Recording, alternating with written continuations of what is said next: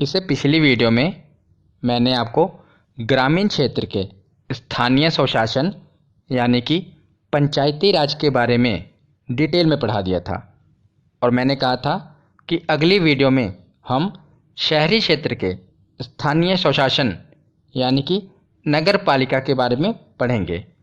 तो आज की वीडियो में हम नगर पालिका के बारे में पढ़ेंगे। तो चलिए बिना देरी किए हुए वीडियो को शुरू करते हैं। तो चलिए वीडियो की शुरुआत करते हैं। तो जैसा कि मैंने आपको पिछली वीडियो में बताया था कि जो हमारे भारत का प्रशासनिक ढांचा है उसके सबसे ऊपर आती है केंद्र सरकार, जो कि पूरे भारत को देखती है। उसके नीचे आती हैं राज्य सरकारें, जो अपने अपने राज्यों को देखती हैं।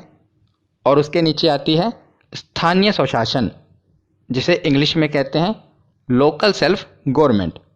और इसके आगे दो भाग हैं। एक है ग्रामीण क्षेत्रों का स्थानीय स्वशासन, जिसे हम पंचायती राज कहते हैं। और मैंने पिछली वीडियो में पंचायती राज के बारे में आपको डिटेल में बता दिया। अगर आपने वो वीडियो अभी तक नहीं देखी तो ज़रूर देख लेना। तो ग्रामीण क्षेत्र में मैंने आपको बताया था कि ग्राम पंचायत, पंचायत समिति और जिला पंचायत के बारे में।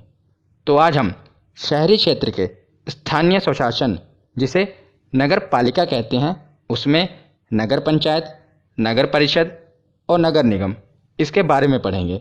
तो जैसे ग्रामीण क्षेत्र के 3 भागों में था, ग्राम पंचायत ग्राम स्तर पर, पंचायत समिति ब्लॉक स्तर पर और जिला पंचायत जिला स्तर पर। इसी प्रकार शहरी क्षेत्रों का भी स्थानीय स्वशासन है नगर पंचायत, नगर परिषद और नगर निगम।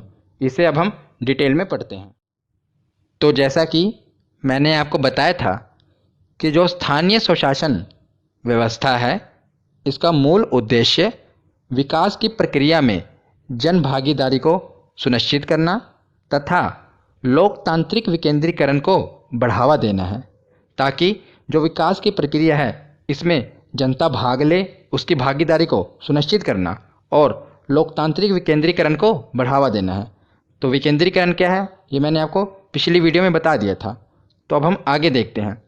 तो लॉर्ड रिपन, जिनका कार्यकाल 1880 से लेकर 1884 तक रहा, इन्हें स्थानीय स्वशासन का जनक कहा जाता है। मैंने आपको बताया था ना कि इन्हें स्थानीय स्वशासन का जनक कहा जाता है, क्योंकि इन्होंने 1882 में जिला बोर्डों की स्थापना की थी, ताकि जो लोकल लोग हैं, जो स्थानीय लोग हैं, उनको कुछ सुविधाएं दी जा सकें और उनका विकास किया जा सके। इसीलिए इन्हें स्थानीय स्वशासन का जनक कहा जाता है। तो आगे जो फैक्ट है ये बहुत ही महत्वपूर्ण है और कई बार एग्जाम में पूछा गया है कि नगर निगम की स्थापना सर्वप्रथम कहाँ पर हुई थी। तो याद रखिएगा, नगर निगम की स्थापना सर्वप्रथम मद्रास में हुई थी। कहाँ पर? मद्रास में। और कब हुई थी? तो 1687-88 में हुई थी।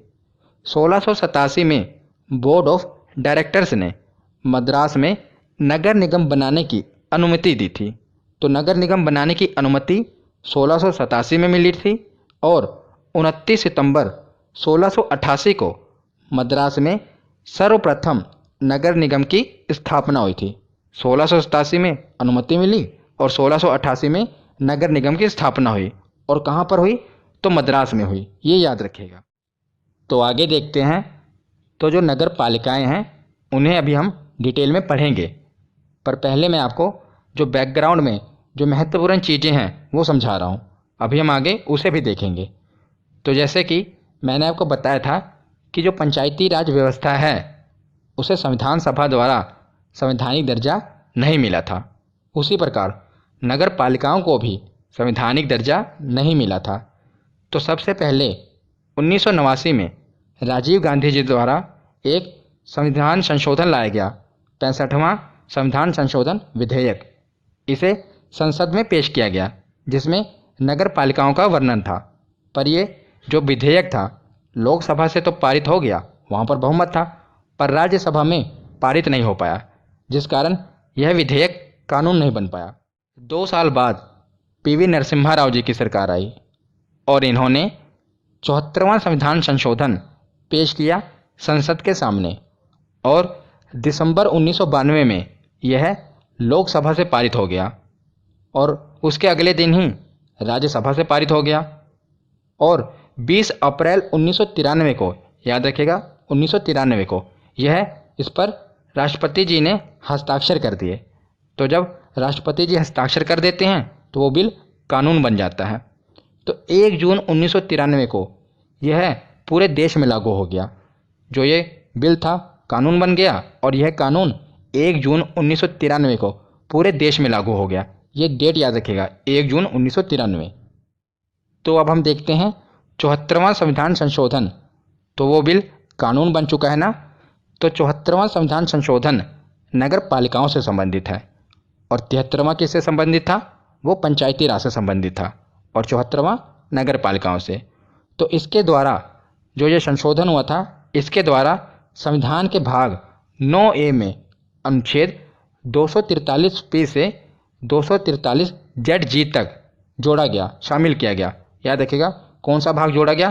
तो भाग 9A और अनुच्छेद 243P से लेकर 243ZG तक।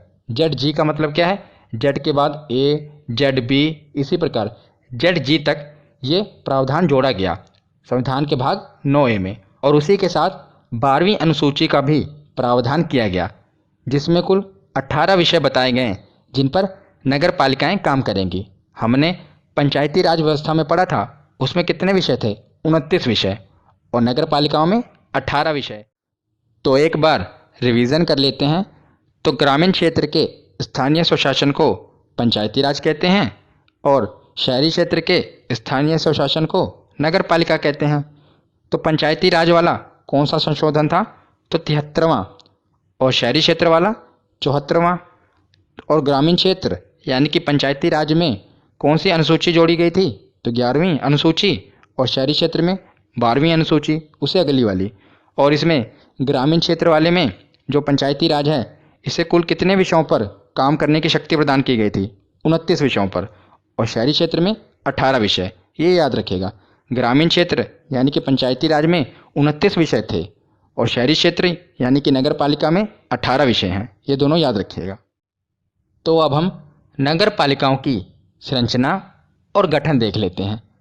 तो नगर पालिका के 3 भाग होते हैं। पहला नगर पंचायत, दूसरा नगर परिषद और तीसरा नगर निगम। तो जिस प्रकार हमने पंचायती राज व्यवस्था में भी पढ़ा था कि उसके 3 भाग होते हैं, ग्राम स्तर पर ग्राम पंचायत, ब्लॉक स्तर पर पंचायत समिति और जिला स्तर पर जिला पंचायत, उसी प्रकार नगर पालिकाओं के भी 3 भाग होते हैं, नगर पंचायत, नगर परिषद और नगर निगम। तो जो नगर पंचायत होती है ये परिवर्तित क्षेत्रों में होती है और नगर परिषद छोटे नगरीय क्षेत्रों में यानी कि छोटे शहरों में, और नगर निगम बड़े नगरीय क्षेत्र बड़े शहरों में यानी कि महानगर में। तो पहले नगर पंचायत देखते हैं। तो ये कहाँ पर होती है? परिवर्तित क्षेत्रों में। परिवर्तित क्षेत्र का मतलब कि जो गांव शहर की ओर परिवर्तित हो रहे हैं वहाँ पर नगर पंचायत होगी। अगर वो गांव ही रहेंगे तो वहाँ पर पंचायती राज व्यवस्था लगेगी, पर अगर गांव शहर की ओर परिवर्तित हो रहे हैं तो वहाँ पर नगर पंचायत होगी। और नगर पंचायत का जो अध्यक्ष होता है उसे चेयरमैन कहते हैं। उसी प्रकार जो छोटे नगरीय क्षेत्र होते हैं यानी कि छोटे शहर होते हैं वहाँ पर नगर परिषद होगी। याद रखिएगा, नगर परिषद। और इनके अध्यक्ष को नगर परिषद का अध्यक्ष कहा जाता है। और उसके आगे है बड़े नगरीय क्षेत्र यानी कि जो बड़े बड़े शहर हैं और महानगर हैं वहाँ पर नगर निगम होगी और नगर निगम के अध्यक्ष को मेयर कहा जाता है। तो मैंने आपको नगर पंचायत, नगर परिषद और नगर निगम इनके बारे में बताया और ये भी बताया ये कहाँ पर होते हैं और इनके अध्यक्ष को क्या कहते हैं। अब हम देखते हैं कि अध्यक्ष और जो सदस्य होते हैं नगर पालिका के, इनका निर्वाचन कैसे होता है। जब मैं नगर पालिका कहूँगा तो नगर पालिका का मतलब क्या है कि नगर पालिका में नगर पंचायत भी आ जाएगा, नगर परिषद भी आ जाएगा और नगर निगम, ये तीनों ही नगर पालिका के अंदर आ जाएंगे। तो मैं अब आपको नगर पालिकाओं का चुनाव बता रहा हूँ। तो इसका मतलब ये नगर पंचायत, नगर परिषद और नगर निगम, इन तीनों की निर्वाचन प्रक्रिया एक ही प्रकार है। ठीक है, इनमें अंतर क्या है? कोई छोटा शहर है, कोई बड़ा शहर है, पर जो निर्वाचन प्रक्रिया है वो एक ही प्रकार है। तो जो सदस्यों का चुनाव होता है नगर पालिकाओं के, ये प्रत्यक्ष रूप से होता है, यानी कि इसमें जनता भाग लेती है। तो जैसा कि आप देख रहे हैं, ये मान लीजिए एक शहर है और शहर को जनसंख्या के हिसाब से वार्ड में बांट दिया जाता है। वार्ड नंबर 1, वार्ड नंबर 2, इसी प्रकार। जिस प्रकार मैंने आपको बताया था ना पंचायती राज व्यवस्था में कि गांव को भी वार्ड में बांट दिया जाता है, उसी प्रकार शहरों को भी वार्ड में बांट दिया जाता है। वार्ड नंबर 1, वार्ड नंबर 2, इसी प्रकार। तो हर एक वार्ड से एक वार्ड सदस्य जीतता है, जिसे जनता चुनकर भेजती है। जनता भाग लेती है चुनाव में और हर एक वार्ड से एक सदस्य को जिताती है, जिसे वार्ड मेंबर यानी कि वार्ड सदस्य या पार्षद कहा जाता है। तो जो सदस्यों का चुनाव होता है ये तो प्रत्यक्ष रूप से होता है, यानी कि इसमें जनता भाग लेती है। पर अध्यक्ष का चुनाव प्रत्यक्ष और अप्रत्यक्ष दोनों रूप से होता है। कई राज्य अध्यक्ष का चुनाव प्रत्यक्ष रूप से कराते हैं, यानी कि उसमें जनता भाग लेती है, जनता चुनकर भेजती है। पर कई राज्य अध्यक्ष का चुनाव अप्रत्यक्ष रूप से कराते हैं, जिसमें जनता नहीं भाग लेती। अप्रत्यक्ष रूप का मतलब क्या होता है? उसमें जनता भाग नहीं लेगी। जनता जिन्हें चुनकर भेजती है वो आगे चुन लेते हैं। मतलब कि जनता वार्ड मेंबर को चुनकर भेजेगी, हर एक वार्ड से वार्ड मेंबर को चुनेगी और जनता उन्हें भेजेगी। तो वो वार्ड मेंबर क्या करेंगे? जो जीते हुए वार्ड मेंबर हैं वो अपने में से एक अध्यक्ष चुन लेंगे। तो वार्ड मेंबर अपने में से अध्यक्ष चुन लेंगे और वार्ड मेंबरों को जनता चुन लेगी। ये हुआ अप्रत्यक्ष चुनाव। तो ये राज्यों पर निर्भर करता है कि वो अध्यक्ष का चुनाव प्रत्यक्ष रूप से कराएं या अप्रत्यक्ष रूप से कराएंगे, पर सदस्यों का चुनाव प्रत्यक्ष रूप से ही होगा, ये याद रखेगा। और साथ में ये भी याद रखेगा कि संसद और विधानमंडल, इनके सदस्य भी इसमें शामिल हो सकते हैं अगर वो इसी निर्वाचन क्षेत्र में आएंगे। मैंने पिछली वीडियो में भी आपको बताया था कि संसद और विधानमंडल के सदस्य भी इसके सदस्य बन सकते हैं। तो आगे हम 74वें संविधान संशोधन की कुछ मुख्य बातें देख लेते हैं। ये वही पंचायती राज वाली सेम है, पर हम पढ़ लेते हैं कि आरक्षण किसे किसे मिलेगा। तो एससी और एसटी को आरक्षण जनसंख्या के अनुपात में मिलेगा। ये नगर पालिका की बात कर रहे हैं हम। तो एससी और एसटी को आरक्षण जनसंख्या के अनुपात में मिलेगा और महिलाओं के लिए न्यूनतम 1/3 स्थान आरक्षित रहेंगे। मतलब कि महिलाओं को कम से कम 1/3 आरक्षण तो मिलेगा ही, इससे ज़्यादा हो सकता है पर इससे कम नहीं हो सकता। और ओबीसी को आरक्षण राज्य विधानमंडल के निर्देशानुसार, यानी कि ये राज्य विधानमंडल पर छोड़ दिया गया है कि वो ओबीसी को आरक्षण देंगे या नहीं देंगे, ये राज्य विधानमंडल तय करेगी। तो आगे कार्यकाल देखते हैं। तो नगर पालिका का कार्यकाल भी 5 वर्षों का ही होगा। अगर नगर पालिका 5 वर्षों से पहले अगर इसका विघटन हो जाता है तो 6 महीने के अंदर चुनाव करवाने होंगे। ये मैंने आपको पंचायती राज वाले में भी बताया था कि 6 महीने के अंदर चुनाव करवाने होंगे अगर उससे पहले उसका विघटन हो जाएगा। उसी प्रकार अगर नगर पालिका का विघटन भी 5 वर्षों से पहले हो जाएगा तो 6 महीने के अंदर चुनाव करवाने होंगे। तो आगे योग्यता देख लेते हैं। तो नगर पालिका का सदस्य बनने के लिए न्यूनतम आयु 21 वर्ष होनी चाहिए। जिस प्रकार हमने पंचायती राज में पढ़ा था उसमें भी 21 वर्ष ही पढ़ा था। और मैंने आपको बताया था कि ये जो योग्यता है, योग्यता में संशोधन करने का अधिकार राज्यों के विधानमंडल के पास है। अगर राज्य के विधानमंडल इसमें कुछ संशोधन करना चाहती है तो वो कर सकती है। कई राज्यों ने किया भी है। कई राज्यों ने मतलब कि इसमें योग्यता में ये भी रखा है कि अगर नगर पालिका का सदस्य बनना है तो यह 10वीं या 12वीं पढ़ा लिखा होना चाहिए। उन्होंने संशोधन किया हुआ है। और कई राज्यों ने मेयर की जो आयु सीमा है उसे 21 से बढ़ाकर 30 भी किया हुआ है। पर आपको ये याद रखना है कि जो न्यूनतम आयु है ये 21 वर्ष है। बाकी ये राज्यों पर डिपेंड है, वो इसमें संशोधन कर सकते हैं। तो अब हम नगर पालिका से संबंधित जो अनुच्छेद हैं 243 से लेकर 243 जी तक, इन्हें पढ़ लेते हैं। इन्हें डिटेल में नहीं पढ़ना, बस आपको पता होना चाहिए। तो पंचायती राज व्यवस्था हमने कहाँ तक पढ़ा था? 243 से लेकर 243 ओ तक।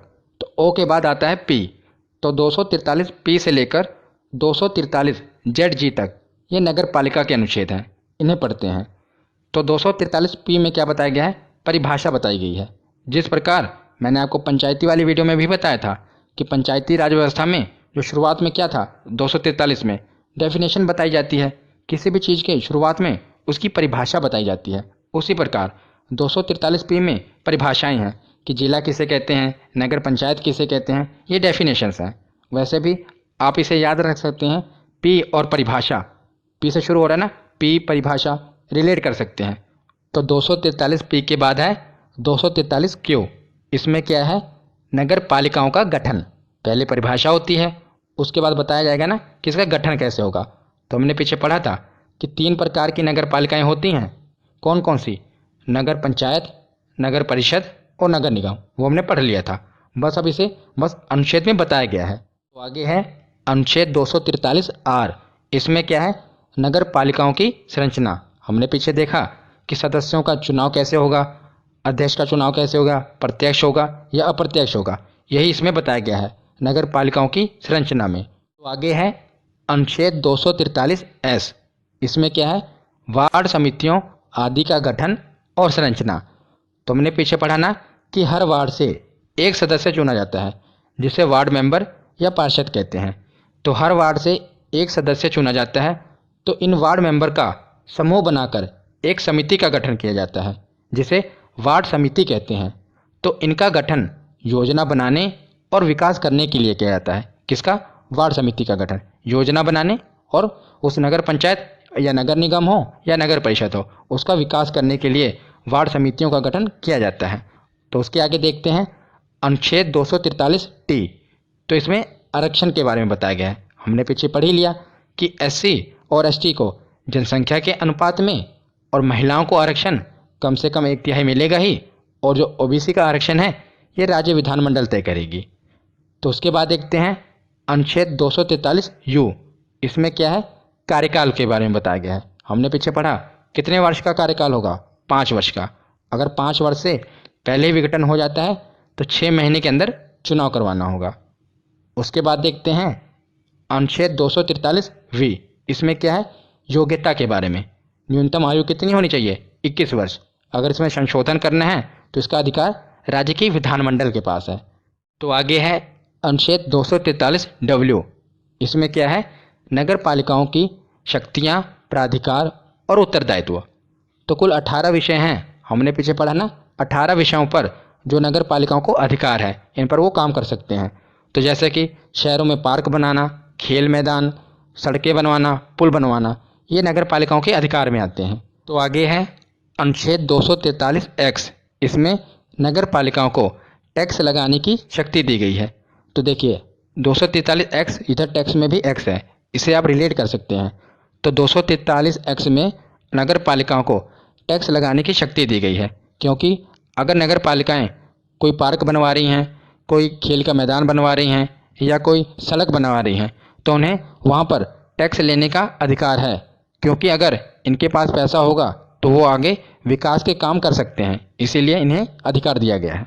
तो आगे है अनुच्छेद 243 वाई, जिसमें वित्त आयोग के बारे में बताया गया है कि राज्यपाल के द्वारा वित्त आयोग का गठन किया जाएगा। तो पंचायती राज व्यवस्था में भी मैंने आपको बताया था कि राज्य वित्त आयोग देखेगा कि कितना पैसा देना है, और जो टैक्स लगा रही हैं नगर पालिकाएँ कितना लगा रही हैं, कहाँ लगा रही हैं, ये सब वित्त आयोग देखेगा। उसके आगे हम देखते हैं अनुच्छेद 243 जेड। तो इसमें बताया गया है कि नगर पालिकाओं के लेखाओं की संपरीक्षा, यानी कि जो राज्य विधानमंडल है उसके पास शक्ति है कि वो नगर पालिकाओं का लेखा जोखा देख सकती है। वो जांच कर सकती है कि जो नगर पालिकाएँ हैं ये पैसा कहाँ पर खर्चा कर रही हैं। ये सभी जांच पड़ताल राज्य विधानमंडल कर सकती है। उसके बाद देखते हैं अनुच्छेद 243 जेड ए। जेड तक हो गया, अब आगे है जेड ए। इसमें है कि नगर पालिकाओं के लिए निर्वाचन, कि जो नगर पालिकाओं का चुनाव होगा ये कौन करवाएगा, तो राज्य निर्वाचन आयोग। ये पंचायती राज व्यवस्था में भी बताया था, वहाँ पर भी राज्य निर्वाचन आयोग ही चुनाव करवाएगा। उसके आगे देखते हैं अनुच्छेद 243 जेड बी। इसमें क्या है कि संघ राज्य क्षेत्रों को लागू होना। तो जैसे कि जो नगर पालिकाएँ हैं केंद्र शासित प्रदेशों में भी लागू हो सकती हैं, अगर राष्ट्रपति चाहे तो। राष्ट्रपति पर निर्भर करता है। उसके आगे है अनुच्छेद 243 जेड सी, कुछ क्षेत्रों में लागू ना होना। तो कुछ जनजातीय क्षेत्रों में नगर पालिकाएँ लागू नहीं होती। मैंने आपको पंचायती राज में भी बताया था। आगे है अनुच्छेद 243 ZD। इसमें क्या बताया गया है कि जिला योजना के लिए समिति। तो इसमें क्या है कि जिले के विकास के लिए एक समिति का गठन किया जाएगा जिसे जिला योजना समिति कहा जाएगा। हाँ, पर ये याद रखिएगा कि इस समिति में पंचायती और नगर पालिका दोनों के सदस्य शामिल होंगे, क्योंकि एक जिले में शहर भी होते हैं और गांव भी होते हैं। इसीलिए जो ये जिला समिति होगी इसमें पंचायती राज वाले और नगर पालिका दोनों के सदस्य शामिल होंगे। आगे देखते हैं अनुच्छेद 243 ZE। तो इसमें महानगर योजना के लिए समिति कि जो महानगर हैं उनके विकास के लिए भी समिति बनाई जाएगी। तो ZD में है जिला योजना के लिए समिति और ZE में है महानगर योजना के लिए समिति। तो ZD वाला आप ऐसे रिलेट कर लेना। देखिए, जिला को इंग्लिश में क्या कहते हैं? डिस्ट्रिक्ट। तो उसी प्रकार इसमें Z के पीछे क्या D, तो इसे आप रिलेट कर लेना। D से डिस्ट्रिक्ट, तो जिला योजना के लिए समिति, और E में क्या है? महानगर योजना के लिए समिति। तो आगे है अनुच्छेद 243 ZF कि विद्यमान विधियों और नगर पालिकाओं का बना रहना। तो ये इतना महत्वपूर्ण नहीं है, फिर भी मैं आपको बता देता हूँ कि जब नगर पालिकाएँ लागू हुई उससे पहले भी कई राज्यों में नगर पालिका जैसा मिलता जुलता सिस्टम चल रहा था। तो इसमें यह कहा गया था कि जो नगर पालिका जैसा सिस्टम है ये चलता रहे, 1 वर्ष तक चलता रहे। उसके बाद क्या होगा, जो हमने ये बनाया है नया कानून उसी तरह आपको फॉलो करना पड़ेगा। तो 1 वर्ष तक उन्हें चलने की अनुमति दे दी गई थी। उसके आगे है अनुच्छेद 243 ZG। ये लास्ट अनुच्छेद है। तो इसमें निर्वाचन संबंधी मामलों में न्यायालय के हस्तक्षेप का वर्जन, मतलब कि जो नगर पालिका का जो ये निर्वाचन संबंधी मामला है इसमें न्यायालय भी दखल अंदाजी नहीं कर सकती। ये 243 ZG में बताया गया है। तो यहाँ पर हमारा थ्योरी सेक्शन कंप्लीट होता है। अब हम प्रीवियस ईयर क्वेश्चन देखते हैं। तो पहला प्रश्न है, नगरीय शासन की प्रणाली को किस संविधान संशोधन द्वारा संवैधानिक दर्जा दिया गया? तो इसका सही जवाब होगा ऑप्शन सी, 74वां संविधान संशोधन। अगला प्रश्न है कि स्थानीय स्वशासन का पिता किसे कहा जाता है? तो लॉर्ड रिपन को कहा जाता है, हमने पढ़ा था। अगला प्रश्न है कि भारत का पहला नगर निगम कहाँ स्थापित किया गया था? तो कहाँ पर स्थापित किया गया था? मद्रास में। वेरी इंपॉर्टेंट, याद रखिएगा। तो अगला प्रश्न है कि नगर निगम के सदस्य को क्या कहते हैं? मेयर कहते हैं, और कहीं कहीं पर इसे महापौर भी कहते हैं। तो दोनों याद रखिएगा, मेयर और महापौर। अगला प्रश्न है कि नगर पालिका शासन से संबंधित भाग कौन सा है? तो कौन से भाग को जोड़ा गया था? तो भाग 9A इसे शामिल किया गया था। अगला प्रश्न देखते हैं कि नगर पालिका का संबंध किस अनुसूची से है? तो बताइए किस अनुसूची से है? तो 12वीं अनुसूची से है। तो अगला प्रश्न है कि पहला नगर निगम स्थापित कब हुआ था? तो इसका सही जवाब है 1687-88। अगला प्रश्न है कि नगर पालिका का कार्यकाल कितना होता है? तो 5 वर्षों का। अगला प्रश्न है कि नगर पालिकाओं को 12वीं अनुसूची में वर्णित कुल कितने विषय पर विधि बनाने की शक्ति प्रदान की गई है? तो कुल कितने विषय हैं? 18 विषय, याद रखिएगा। और पंचायती राज में 29 विषय। ये कब ये लागू हुआ था? तो मैंने आपको बताया था 1 जून 1993 को यह लागू हो गया था, यानी कि प्रभाव में आ गया था। आज का लास्ट प्रश्न है कि वार्ड सदस्य जिसे पार्षद कहते हैं ये मनोनीत होते हैं, नियुक्त होते हैं या निर्वाचित होते हैं? तो मैंने आपको बताया था कि ये निर्वाचित होते हैं, यानी कि जनता द्वारा चुने जाते हैं। तो आज की ये वीडियो यहीं पर ख़त्म होती है। कैसी लगी ये वीडियो कमेंट सेक्शन में ज़रूर बताना। धन्यवाद।